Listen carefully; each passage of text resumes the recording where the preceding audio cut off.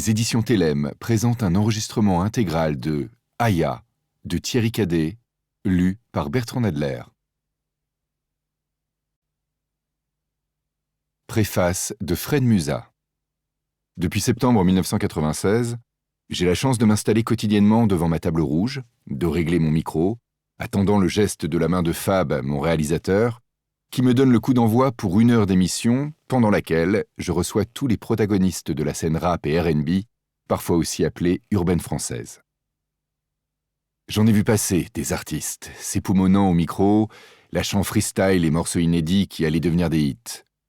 Si certains continuent aujourd'hui à produire des albums, à partir en tournée, d'autres ont disparu, happés par l'industrie du disque ou boudés par le public qui les consomme et se lasse vite. Lorsque je vois pour la première fois un artiste et qu'il s'installe autour de la table de mon émission, je prends mon temps pour l'analyser, sentir s'il est confiant, stressé, je guette ses premiers mots, son attitude, je regarde ce qu'il dégage et l'aura qui émane de lui. Quand Aya Nakamura a franchi pour la première fois la porte du studio, il s'est passé quelque chose. Ce n'est pourtant pas l'artiste qui parade ou parle fort pour qu'on la remarque. C'est une jeune fille de son époque, bien souvent accompagnée de quelques amis, les yeux rivés sur son portable, un sourire en coin, et, il faut le dire, une bonne dose de timidité qu'elle gommera au fur et à mesure de ses venues. Mais ce que je retiens surtout d'Aya, c'est sa voix. Une voix chargée d'histoire qui raconte une vie. Le premier souvenir marquant, je l'ai eu sur le morceau « L'offre d'un voyou » qu'elle interprétait aux côtés de Fababy. Même si ce n'est pas son premier morceau, il a une saveur particulière. Nous sommes alors en 2015, et alors que les rappeurs ont découvert depuis quelques années qu'un logiciel baptisé Autotune leur permet de chanter leurs propres refrains, ils délaissent régulièrement les chanteuses qui les accompagnaient auparavant. Ce morceau va donc me marquer, non pas par l'histoire entre ce couple d'une étudiante et d'un jeune délinquant qui monte en puissance, mais par la voix d'Aya. Une voix envoûtante. J'entends encore le mot « voyou » résonner. Mais surtout, cette tessiture lui permet de se balader librement sur différentes gammes et sonorités. D'Aya, je garde aussi en mémoire un autre moment marquant. Lorsqu'elle invitera dans le studio de Planète Rap Oumou Sangaré, la grande chanteuse et femme d'affaires malienne, et qu'elles interpréteront le morceau Oumou Sangaré, encore en ligne aujourd'hui. On y voit une Aya Nakamura heureuse et une Oumou Sangaré fière de l'héritage et de la transmission de sa culture. Évoquer Aya Nakamura, c'est aussi faire l'éloge de cette France multiculturelle face à certains qui ne rêvent que de la France rance. Un jour, on lui indiqua sur une banderole qu'ici, ce n'était pas le marché de Bamako. Elle ne prit même pas le temps de leur jeter un message sur les réseaux sociaux. Pour mieux humilier le harceleur, elle chanta avec la garde républicaine.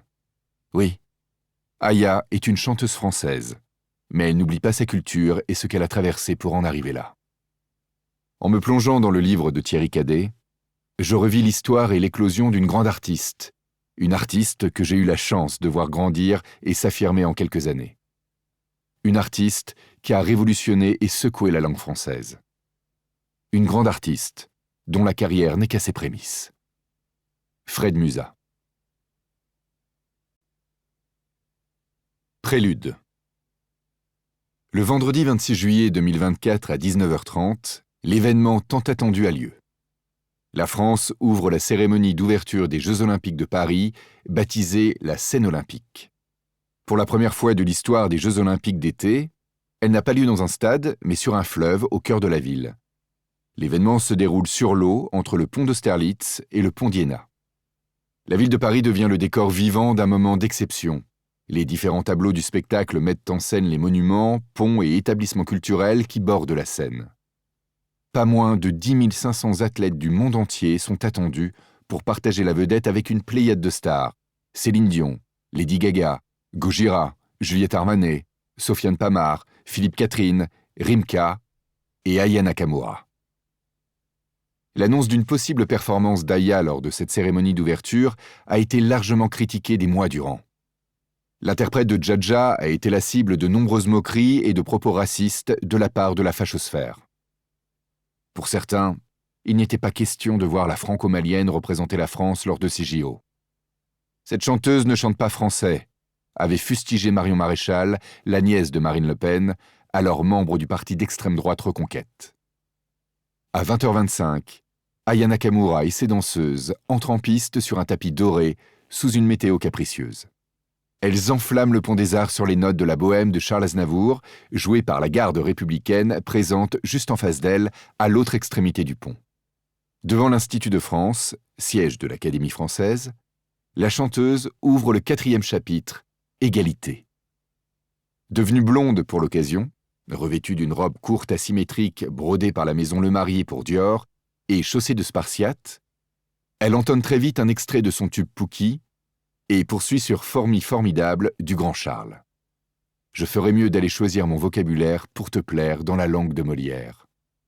Tout un symbole pour celle dont la teneur des textes est sans cesse critiquée. Aya Nakamura termine son mash-up en apothéose sur Dja, repris in fine par le chœur de l'armée française, dansant et sautillant à ses côtés, créant ainsi une passerelle entre les générations et les registres musicaux. La chanteuse et ses danseuses terminent leur show au garde-à-vous devant 326 000 spectateurs présents à Paris, 1 milliard de téléspectateurs à travers le monde et un pic d'audience de 31 millions de téléspectateurs français, signant la 2e plus grosse séquence télévisuelle de l'histoire, juste derrière l'annonce du confinement par Emmanuel Macron, retransmise sur plusieurs chaînes le 13 avril 2020, devant 36,7 millions de téléspectateurs. Un record absolu. Les commentaires dithyrambiques ne tardent pas à envahir les réseaux sociaux. La prestation de la chanteuse devient virale. Le pari est réussi. Nous étions tous d'accord sur la vision d'une France inclusive, joyeuse, pétrie d'humanité partagée, confie le metteur en scène de la cérémonie, Thomas Joly, à Télérama, soucieux d'envoyer des messages de liberté et de tolérance autour de cette relecture de l'histoire française. Et Victor Lemann, directeur musical de Renchérir, en tant qu'artiste, c'est très rare de pouvoir faire des choses qui sont à ce point symboliques et politiques. Aya Nakamura met tout le monde d'accord. Tout le monde, sauf l'extrême droite. Quelle honte! Aya Nakamura, y a pas moyen. L'ouverture des Jeux Olympiques est un saccage pour la culture française, tweet Julien Audoul, le porte-parole du Rassemblement national. Marion Maréchal n'a pas aimé non plus le spectacle. Difficile d'apprécier les rares tableaux réussis entre l'humiliation de la garde républicaine obligée de danser sur du Aya Nakamura et la laideur générale des costumes et des chorégraphies. On cherche désespérément la célébration des valeurs du sport et de la beauté de la France au milieu d'une propagande woke aussi grossière. L'effroi de ces personnalités politiques n'échappe pas à la secrétaire nationale des Verts, Marine Tondelier, qui a lu tous les tweets de l'extrême droite en PLS sur cette cérémonie d'ouverture. Pour elle, pas de doute, cela signifie que la fête est très réussie. Une enfance au Mali. Aya Nakamura, née d'Anyoko, voit le jour le 10 mai 1995 à Bamako, la capitale et la plus grande ville du Mali. En ce printemps 1995, parmi les plus célèbres artistes maliens, Salif Keïta a déjà publié 3 albums. Amadou et Mariam sont unis à la scène comme à la ville depuis une quinzaine d'années. Rokia Traoré enregistre ses premiers morceaux sous la direction artistique d'Ali Farka Touré et Fatoumata Diawara n'a que 13 ans et passe encore le plus clair de son temps sur les bancs de l'école. En France, Céline Dion est numéro 1 avec Pour que tu m'aimes encore. C'était au siècle dernier. 29 ans plus tard, Céline Dion et Aya Nakamura sont les seules artistes féminines francophones à cumuler près de 3 milliards de vues chacune sur YouTube. Issue d'une famille de griots, Aya est l'aînée d'une fratrie de 5 enfants. Suivront 3 filles et un fils. En Afrique, un griot, aussi appelé barde, est membre de la caste des poètes musiciens ambulants, un conteur qui transmet oralement l'histoire et la littérature de son pays, l'Empire du Mali, en s'appuyant sur des devinettes et des proverbes, et pour qui la tradition du chant est très importante. Il se rend partout, à toutes les grandes occasions, et son rôle se transmet de génération en génération, de père en fils, même s'il existe aussi des femmes qui le pratiquent et qu'on nomme griottes. Domiciliée à Kaye, une commune du Mali, dans le cercle de Kadiolo et la région de Sikasso, la petite fille baigne donc depuis sa plus tendre enfance dans la culture de son pays, et notamment dans la musique. Ma mère est griotte, elle chantait, elle comptait dans ma langue. Étant petite, je la regardais chanter. Elle avait un bon flot, dit-elle à Laurent Delahousse sur le plateau de 20h30 le dimanche en 2019. Ma mère a eu un rôle très important dans la poursuite de ma carrière, mais aussi dans le désir de devenir chanteuse. C'est vraiment elle qui m'a guidé dans cette voie-là. Étant petite, je l'ai toujours regardée chanter et faire ses mélodies magiques, aller dans les aigus et dans les graves, des flots incroyables. Ça a joué sur mon timbre de voix, et ça vient de ma maman. Même si elle avouait lors d'une conférence de presse en Afrique que cette dernière ne croyait pas en elle, s'était souvent inquiétée et ne l'avait pas toujours soutenue. Mais aujourd'hui, elle est fière de moi. C'est mon mentor, c'est elle qui me conseille, et elle est toujours présente lorsque j'ai besoin d'elle. Son père, il est d'une génération qui a grandi en Afrique. C'est un père, mais aussi un homme. Il sait comment les hommes regardent les femmes. Être une chanteuse, c'est être exposé aux yeux des hommes. En 1995, la démocratie s'est installée au Mali depuis seulement 3 ans, après plusieurs années de tourmentes politiques. À Bamako, le choléra fait son apparition et va toucher des milliers de Maliens, alors qu'en mai, Jacques Chirac remporte l'élection présidentielle. Très vite, la famille d'Agnoko quitte l'Afrique pour rejoindre la Seine-Saint-Denis à Aulnay-sous-Bois, au sein de la cité des 3000, dans le quartier de la Rose des Vents. À seulement 10 km de Montreuil-sous-Bois, deuxième ville malienne après Bamako, à plus de 4000 km de là.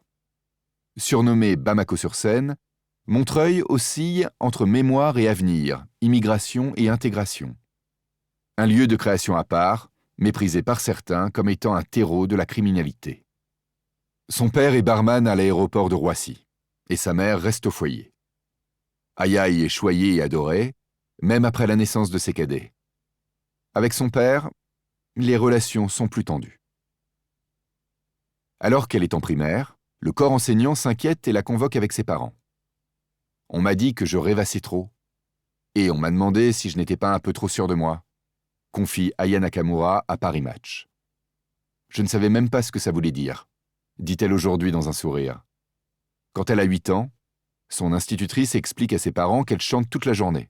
« Je veux être chanteuse », confirme la petite fille. Même combat au collège Claude Debussy, où elle intègre les classes sportives, SP, avec 5 heures d'éducation physique et sportive et 3 heures d'UNSS, natation puis handball, par semaine. Sa professeure de PS témoigne la voir écrire des chansons sur son cahier pendant le transport les menant aux installations sportives. Aya souhaite pourtant devenir modéliste, probablement parce que ses parents ne cessent de lui répéter que chanter n'est pas un métier. Elle entame alors des études de mode à La Courneuve, qui seront de courte durée. Adolescente, elle est retirée à ses parents pour être placée en foyer d'accueil. La relation avec son père était alors de plus en plus compliquée et tendue. Néanmoins, la chanteuse ne s'épanchera jamais sur ce sujet, qu'elle juge trop douloureux. Aya n'a jamais cessé de noircir des carnets entiers de textes et de poser des mélodies R&B sur les mots. Karma fait partie de ses premiers titres. Si ses sœurs craquent à force de l'entendre hurler ses chansons à longueur de journée dans l'appartement d'Aulnay, les réseaux sociaux vont lui offrir la chance de faire connaître ses créations. Facebook, puis YouTube. Des milliers de vues et de pouces bleus plus tard, ses sœurs lui conseillent d'aller dans un studio et d'enregistrer ses chansons. Aya n'a aucune idée de la façon dont on enregistre. Grâce à des amis, elle trouve un studio et un ingénieur du son qui acceptent de l'aider. Elle écrit ses chansons chez elle et prend ensuite le RER pour aller rejoindre la Seine-et-Marne. Seulement voilà, il lui faut un nom de scène. Et pas question pour elle, très discrète sur sa vie privée, de prendre son nom de famille. Son goût pour les séries télévisées l'aide à trouver son nom d'artiste. Nakamura n'est autre que celui d'un personnage de la série américaine Heroes, créé par Tim Kring. Le synopsis met en scène le professeur Chandra Suresh qui défend une théorie selon laquelle l'homme n'utiliserait que 10% des capacités de son cerveau. Certaines personnes seraient en ce moment même en train de développer les 90% restants et d'acquérir des pouvoirs surnaturels. À Tokyo, le japonais naïf et maladroit Hiro Nakamura découvre qu'il est capable de se téléporter et de voyager dans l'espace-temps. Les saisons 1 et 2 sont diffusées à partir du 30 juin 2007 en prime time sur TF1, puis rediffusées sur France 4 en 2010. La série est un succès. Aya est fascinée. De tous ses héros, Hiro Nakamura est son préféré. Elle choisit donc de lui rendre hommage en adoptant son nom. Aya Nakamura est née. Ses débuts dans la musique. Après Karma, largement diffusé sur Facebook en 2014 alors que la chanteuse n'a que 19 ans, elle compose avec le musicien Say Say une mélodie de Zouk Love. J'ai mal en sera le texte, qui a pour thème une difficile rupture amoureuse. Les chansons d'Aya Nakamura étant autobiographiques, il y a fort à parier qu'elle met en musique ses états d'âme adolescents. D'origine malienne et cambodgienne et de 7 ans son aîné, Say Say est un des premiers collaborateurs à croire en elle. Déjà proche de Shai ou de Franglish, c'est par l'intermédiaire du chanteur de R&B des années 2000, Willie Denzey, le mur du son en 2003, que Say Say rencontre Barack Adama, membre du groupe Section d'Assaut. Ce dernier lui offre de nouvelles opportunités dans la musique urbaine. Dès lors, Say Say enchaîne les collaborations pour les rappeurs du groupe, tels que Maître Gims, Lefa ou Black M, mais aussi VG Dream ou Dadju. J'ai mal dépasse le million de vues sur YouTube. Aya Nakamura se fait repérer. C'est un ami de longue date, Dembo Camara, surnommé Dems, qui l'a produit à ses tout premiers débuts et devient son manager. À tout juste 20 ans, le compositeur Christopher Genda les rejoint avec sa guitare rumba et ses rythmiques trap, et tous trois passent des mois dans son home studio. Très productifs, ils font naître le premier banger qui propulse sa carrière, Brisé.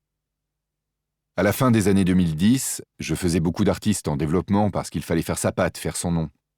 Du coup, je développais Aya Nakamura, et c'est sur le titre Brisé que j'ai signé mon premier million de vues, mon premier gros hit. Confie-t-il à Narges Bahar sur Move. Mon style est populaire. Je mélange la musique urbaine à des inspirations africaines, à du jazz, à des rythmes latins. Ma musique est hybride, mais sa racine est africaine, c'est de l'afro. Au total, plus de 13 millions de vues sont enregistrées pour Brisé, tous supports confondus. Quand elle arrive la première fois, elle est déjà un personnage, poursuit Dems. Un tatouage, très à l'aise, elle avait déjà le délire artistique au niveau de l'attitude. Et quand elle se met à chanter, elle a un truc particulier. Direct, je lui ai dit qu'on allait faire le premier million de vues ensemble. J'étais sûr de faire quelque chose d'important avec elle. En septembre 2015, c'est le titre « Love d'un voyou » avec le rappeur Fab Baby qui est envoyé aux radios.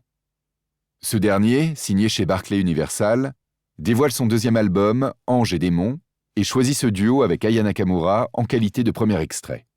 « Love d'un voyou », certifié single d'or avec plus de 50 000 streams, permet à la chanteuse d'élargir son auditoire et d'enchaîner avec un feat sur le titre d'Abou de Bang, Sorry. Forte de ses collaborations, Aya Nakamura signe un contrat pour un premier opus en janvier 2016 avec le label REC 118, une cellule autonome dédiée aux musiques urbaines au sein du label Parlophone, tenue par William Edor chez Warner Music. Une signature qui aurait pu ne jamais avoir lieu. En effet, à seulement 20 ans, la chanteuse est enceinte, et cette grossesse ne tombe pas au bon moment pour sa carrière. Lors de ma première grossesse, je commençais à faire un peu de bruit. On m'a dit que si je voulais vraiment être chanteuse, il fallait que j'avorte, confie-t-elle au journal Le Monde. L'interprète de J'ai mal refuse catégoriquement. Elle choisit de garder le secret auprès de sa maison de disques, ne souhaitant pas qu'elle l'apprenne, au risque de ne plus vouloir signer. Aya occulte sa grossesse pendant près de 7 mois, de peur que son contrat soit remis en cause. C'était l'hiver, j'ai attendu 7 mois et là j'ai dit « Bim, voilà je suis enceinte ». L'identité du père de sa petite fille Aïcha, née au printemps 2016, ne sera jamais dévoilée. Dans le courant de l'année, les singles Oublié et Super-héros au featuring de Gradure sont lancés. Un peu plus tard, un nouveau feat avec Fally Ipupa sur Bad Boy. Mais l'album de la chanteuse se fait toujours attendre, malgré ses 84 000 abonnés sur YouTube, cumulant près de 40 millions de vues, sans oublier ses 220 000 followers sur Instagram. C'est dire si le disque est désiré. J'ai mis du temps parce que j'avais des problèmes. Il fallait que ça soit clair juridiquement parlant avec ma maison de disques, déclare-t-elle au micro de la radio parisienne Génération. Aya Nakamura entretient des liens indéfectibles avec le Mali. Le 25 juillet 2017, elle réalise la première partie du chanteur américain d'origine nigériane Davido au stade Modibo Keïta à Bamako. Elle consacre même un titre à l'une des chanteuses maliennes les plus connues au monde, Oumou Sangaré. Pour le média malien La Minute Masse, elle revient sur les souvenirs de son pays natal. « Je ne garde que de vagues souvenirs du Mali. J'étais trop petite, on restait beaucoup en famille.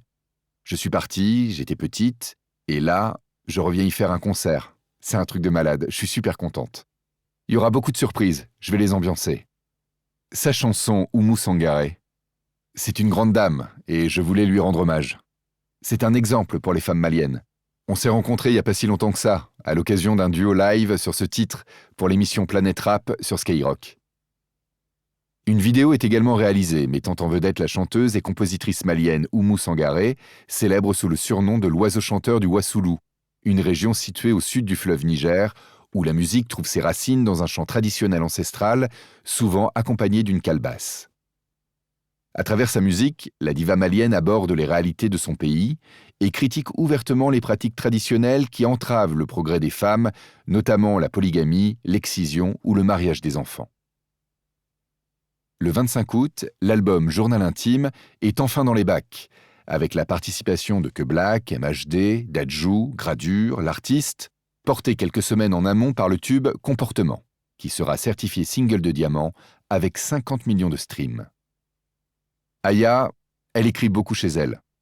Elle a beaucoup de mélos, de top line, etc. Elle m'envoie sur WhatsApp le mood de Comportement. Du coup, je lui dis « Tu sais, moi, par rapport à ça, j'ai une petite prod. » Toujours une petite base de guitare. Il y a 10 pistes sur la prod, c'est simple et efficace. Après, on est parti au studio, on a bossé le truc. Raconte Christopher Genda à Thomas Guisgan du site Bouscapé. Comportement est partout. Il est le premier tube de la chanteuse à être diffusé ailleurs que sur les réseaux spécialisés tels que Skyrock, faisant son entrée en playlist sur la plupart des radios nationales, dont Énergie. Aya Nakamura se met dans la peau de ces hommes qui sifflent, frôlent, insultent, agressent, pensant toujours être dans leur bon droit.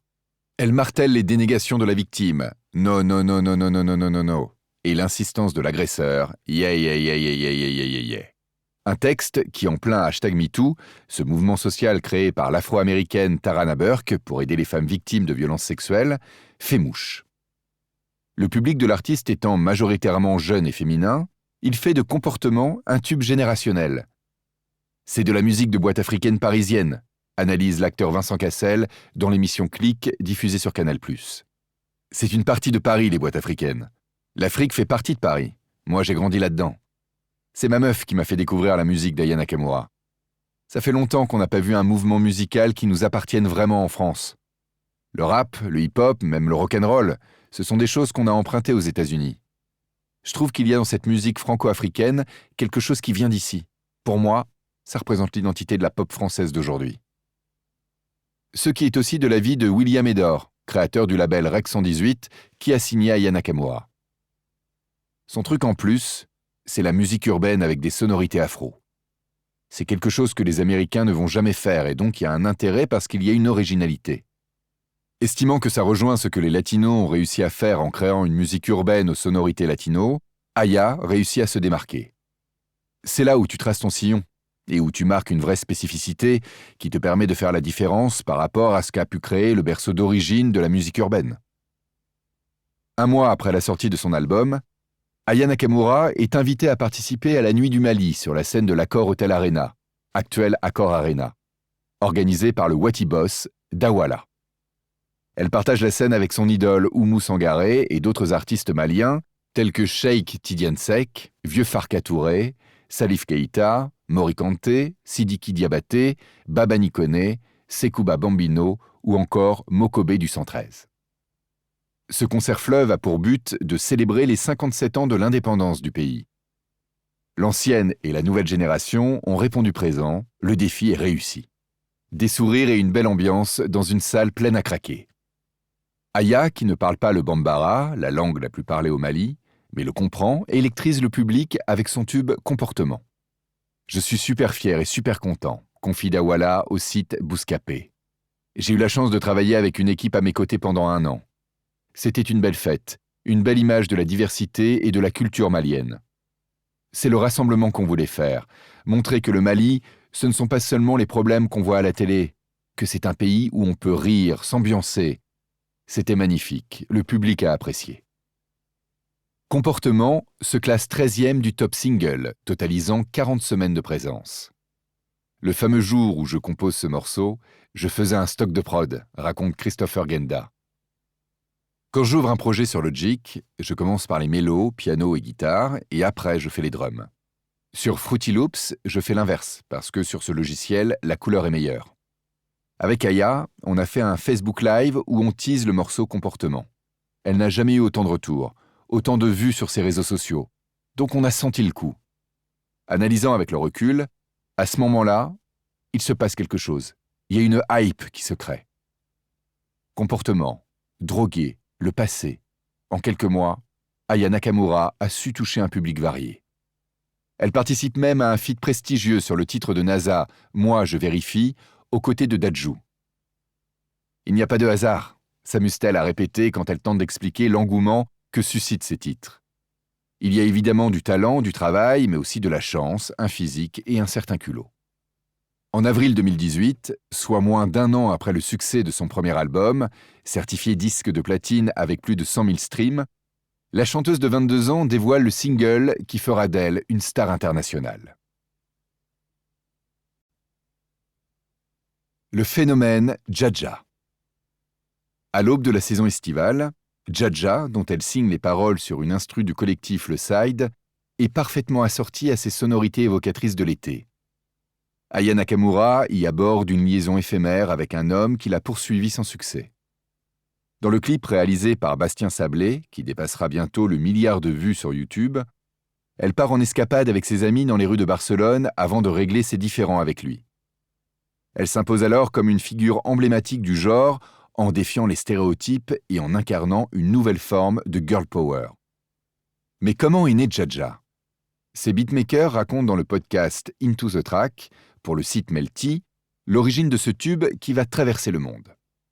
Ils décortiquent étape par étape la création de cette chanson qui a changé leur vie et celle d'Aya Nakamura. Quand on a composé Dja, on n'était pas en mode tube. C'était même un accident, je pense, confie en riant machiniste de 30 ans, originaire de la ville de Poitiers. C'était en mode malgré nous. Genre, on nous a forcé à le faire. Faut le faire, vas-y on le fait, tiens, ton son. Mais on le fait bien quand même, souligne avec humour Someone, 23 ans, issu de Plaisir, une commune des Yvelines en région parisienne.